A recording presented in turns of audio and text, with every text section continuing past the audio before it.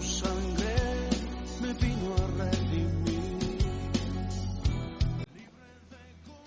Un tiempo con Dios para meditar todo el día. ¿Por qué hay juicio? Leemos en Génesis capítulo 6, versículo 13. Dijo pues Dios a Noé: he decidido el fin de todo ser, porque la tierra está llena de violencia a causa de ellos. Y he aquí que yo los destruiré con la tierra. ¿Por qué debe haber juicio? Y a veces vemos a Dios como un Dios cruel o un Dios monstruoso, un Dios malo, que castiga, que enferma, que mata, que duele, que reprende, porque no hemos entendido la diferencia de los pactos que hay en la palabra de Dios. La palabra de Dios nos muestra 7 pactos diferentes que Dios hizo. Y muchos creen que todo el Antiguo Testamento habla del Antiguo Pacto y el Nuevo Testamento habla del Nuevo Pacto. Y parte de Mateo, Marcos, Lucas y Juan son Antiguo Testamento. Y la palabra de Dios de Génesis a Éxodo capítulo 19 no es Antiguo Pacto, no es la ley. Se habla de antes de Cristo, pero hubo un pacto con Adán, un pacto con Abraham, un pacto con Noé, un pacto con Moisés, un pacto con David. Son diferentes pactos con diferentes promesas. Y la ley que fue algo duro, fue algo fuerte, por lo cual muchos a veces nos basamos en estos textos y vemos a Dios como un Dios malo. Vemos que siempre antes de Génesis y Éxodo 19 vimos 2400 años de la misericordia de Dios. Pero cuando entran los 10 mandamientos, la ley mosaica conocida en Éxodo capítulo 20, hasta terminar el Antiguo Testamento, allí son 1600 años de la ley. Y esta sí que traía cosas fuertes. Pero ¿por qué el juicio? ¿Por qué Dios manda esta maldad? Y quiero ser enfático en que Dios no envía maldad. Dice Romanos capítulo 6, 23, bajo el nuevo pacto, porque la paga del pecado es muerte. Eso no tiene vuelta de hoja atrás. Porque todo lo que nosotros sembramos, eso mismo cosecharemos. Y si sembramos bendición, cosecharemos bendición. Dice más la dádiva, más el regalo de Dios es vida eterna en Cristo Jesús, nuestro Señor. ¿Por qué juicio? Porque Dios debe castigar el pecado. Es una ley que rige su santidad, que rige su justicia, que rige su rectitud, que rige su inmutabilidad, que rige su mismo juicio, porque Dios es un Dios justo y no dejará al impío sin castigo, dice la palabra de Dios. Pero esto suena como si el que hace mal Dios viniera a castigarlo. Dios proveyó un plan de salvación para todos aquellos que hemos pecado y hemos estado destituidos de la gloria de Dios, para que pudiésemos entrar en Él. Por eso estamos hablando del arca. Y ayer y hoy he querido redondear para poder entrar más profundamente al arca, ver la importancia de que si no estamos en el arca, si no estamos en Cristo Jesús, nuestra vida va camino a la muerte, camino a la perdición. Dios le dijo esto a Noé con la intención de que se salvara él y su familia. Y de hecho la Biblia nos enseña que Noé durante 100 años estuvo predicando a la gente que lo veía tal vez construir el arca, donde él estuvo cuando descansó, cuando comía, cuando tuvo que caminar, ir a traer la madera, todo esto le estuvo diciendo a la gente. Génesis no nos deja ver que él predicó, pero el libro de Judas sí nos muestra que rechazaron la salvación. O sea que la salvación no fue solamente para Noé y su familia, fue para todos los que pudieron haber oído a Noé y haber tomado esa salvación, pero ninguno lo quiso hacer.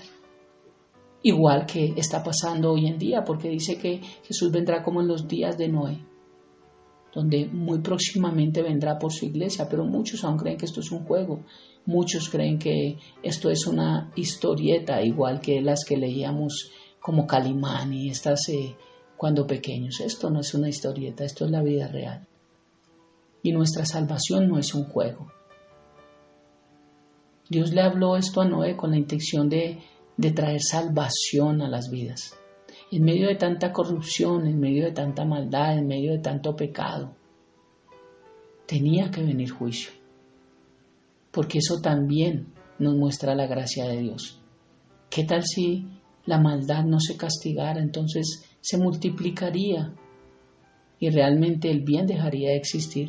Porque entonces, si ser malo paga, entonces todo el mundo lo sería. Por eso, ¿por qué hay juicio? Porque Dios es bueno, porque Dios es justo. Y porque Dios separa la luz de las tinieblas. Pero hermoso ver que dice la palabra de Dios que por cuanto todos pecaron y están destituidos de la gloria de Dios, dice también que la paga del pecado es muerte y tú y yo mereceríamos muerte, ir a un infierno por nuestra vida. Pero Dios es bueno en gran manera y su gracia es infinita. Y en medio de tanta muerte vemos que aún hay vida. En medio de tanto dolor vemos que aún hay esperanza. En medio de tanta maldad en este mundo vemos que aún hay santidad y hay justicia. En medio de tanto juicio aún hay salvación. Esto es gracia. Esto es gracia. Dios no envía juicio porque quiere divertirse y no tiene nada que hacer. Dios envía juicio porque necesita castigar el pecado. Y desde un comienzo nos dio un plan de salvación. Nos dio a su Hijo amado Jesucristo. Nosotros no merecemos ser salvos, no mereceríamos ser salvos, pero Dios vino a morir a salvarnos, para que todo aquel que en Él cree no se pierda y tenga vida eterna. Nosotros no merecemos ser perdonados, pero Dios escogió perdonarnos. Nosotros no merecemos ser amados por un Dios tan santo, tan justo y tan bueno, pero Dios eligió amarnos y amarnos para siempre. Dice que el amor de Dios ha sido derramado en nuestros corazones a través del Espíritu Santo en Romanos capítulo 5, versículo 5. Nosotros, tú y yo, no merecemos nada bueno, pero Dios nos rodea de bendiciones todos los días y dice que el bien y la misericordia nos seguirán. Buscamos el reino de Dios y su justicia y las demás cosas vienen por añadidura. Eso es gracia. Esa es la gracia de Dios que no merecemos tú y yo. Por lo menos yo me pongo a pensar y yo no merezco todo esto. Pero ese es el Dios bueno que tenemos. Porque toda buena dádiva y todo don perfecto provienen de lo alto, del Padre de las luces, en el cual no hay mudanza ni sombra de variación de ti, papá. Esa es la gracia de Dios que tú y yo no merecemos. Gracia que no podemos ganar. Gracia que no podemos comprar. Por eso no es por obras. Por eso no se trata de tratar de hacer algo para ganarte el favor de Dios, porque dice la palabra que no es por obras que somos salvos, sino por gracia, para que nadie se gloríe y para que le demos toda la honra, toda la gloria, todo el poder y toda la alabanza a Dios, que es el único digno por traernos un plan de salvación. Esa gracia hermosa, después de que nos es dada, no la podemos perder porque ni siquiera esa gracia es nuestra, es de Dios. Su gracia está en nosotros. Es por su gracia, no es por nosotros. Nuestra vida, o voy a hablar de mi vida es un desastre sin Dios. A toda hora viví metiendo la pata y aún continúo en proceso de crecimiento. La embarramos, nos enojamos, A veces peleamos, somos caprichosos, a veces está el chisme, a veces está el rencor. Muchas cosas que pueden venir a nuestra mente, pero Dios está allí. Dios está allí siempre diciéndonos que con cuerdas de amor nos atrae y que nos ama. De tal manera amó Dios al mundo que envió a su Hijo para que todo aquel que en él cree no se pierda, sino que tenga vida eterna. Porque no envió Dios a su Hijo a condenar al mundo, porque creen que Dios vino acá a traer juicio, a condenar, a dirigir, a ordenar. Él envió a su Hijo para que el mundo sea salvo a través de Él. Es por Él, es por su amor, es por su perdón, por su paciencia, definitivamente por su gracia.